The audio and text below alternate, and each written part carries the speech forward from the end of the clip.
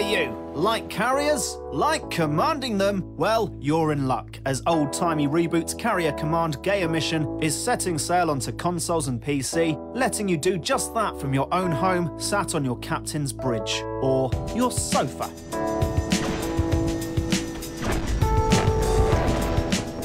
A quick history lesson first though. Carrier Command, the original, was a revolutionary game at release over 20 years ago in 1988, back when games came on floppy disks and cassettes. Published on such venerable platforms as the Amiga, Amstrad, Commodore 64 and Spectrum, it was praised for clever gameplay, stunning 3D graphics in many cases, and accessible tactical action.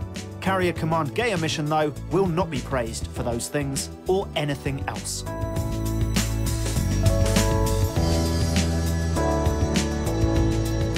The plot sees Earth taken over by the dastardly Asian-Pacific Alliance, and the United Earth Coalition, made up entirely of Americans and Brits, it would seem, pushed out of their homes and into space, forced to survive like sci-fi vagrants. But the colony of Taurus, an artificial moon, is up for grabs. Whichever side can make best use of their carriers and remote control vehicle units will win the day by taking control of a series of islands and, by extension, the whole planetoid.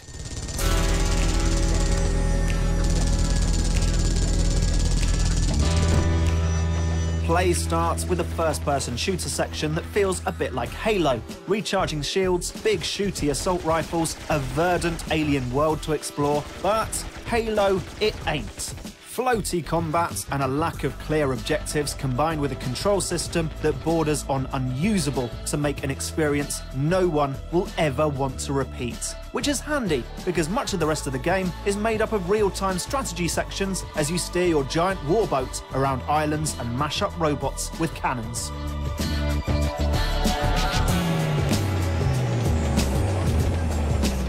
Each island poses a challenge which you'll have to overcome using remote-controlled tank and jet units, either by steering them directly in third-person mode or letting the AI drive them around by selecting points on the island map. Challenges are usually bases controlled by those aforementioned enemy robots, which will blow up with your cannons and take over. More islands means more resources, and you can upgrade your ship appropriately depending on what kind of property you steal from the Asian-Pacific Alliance.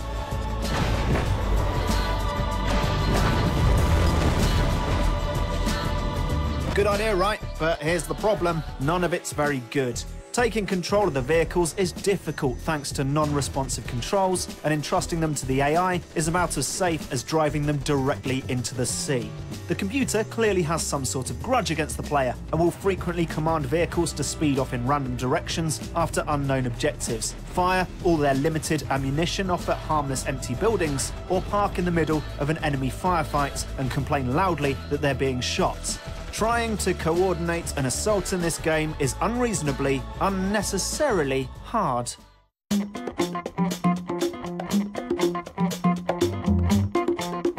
So, is there any good to be had out of all of this? Well, for one, the game doesn't look bad, considering it was created by the same studio that made Arm A and Operation Flashpoint. The voice acting as well has a British voice at the helm, rather than a grizzled American action hero, which makes a change. And the idea of a world ripe for the taking, as battered freedom fighters look to establish a foothold and reclaim Earth, is certainly evocative. And by barring aliens from their sci-fi, the warring humans lend a realistic slant to all the exploding robots.